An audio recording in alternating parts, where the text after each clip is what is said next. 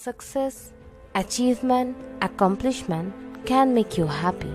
Yes, these things can give you an enjoyable moment, but a temporary enjoyable moment. Happiness is something else. It is a talent. It is one kind of power that we all have within us. Happiness is a combination of expectation and acceptance. You should only expect from yourself, not from others, only from yourself. And you have to accept your situation, your current situation, and learn from it. If you can do that, you will be happy even at your failure. And when you are happy even at your failure, then success will be easier for you.